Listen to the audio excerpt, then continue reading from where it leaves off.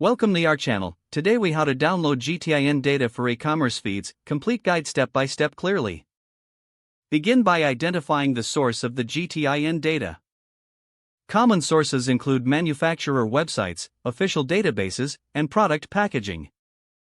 Ensure you have access to the specific GTIN information for the products you need. Next, navigate to the website or platform where the GTIN data is available. If using a manufacturer's site, search for the product you are interested in.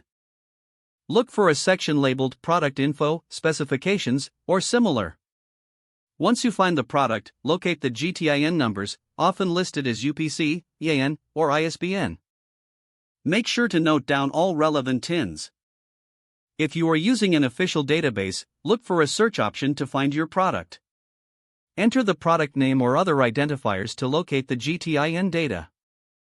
After finding the GTIN, check if the site offers an export feature. If available, select the option to download the information in CSV or Excel format. If the site does not offer a download option, you may need to manually copy the information. Open a spreadsheet application like Excel or Google Sheets. Create a new spreadsheet to organize your GTIN data.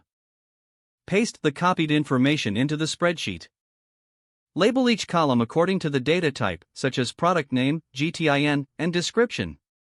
Next, review the data for accuracy and completeness.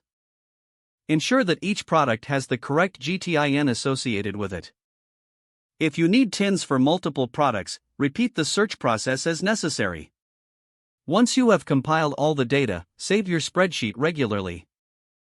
Finally, if applicable, import the GTIN data into your e-commerce platform's product feed. Follow the platform's guidelines for importing data to ensure compatibility. Confirm that all TINs have been uploaded correctly and are functioning as desired. If the page does not load, refresh the browser or try again in a private or incognito window. Make sure you are using the correct email address, then retype it carefully to avoid small typos. If your password is not accepted, use the reset option and create a new strong password you can remember. Check your spam folder for verification or security emails, then complete any requested confirmation steps. Don't forget to like this video and subscribe to our channel for more step-by-step tech guides.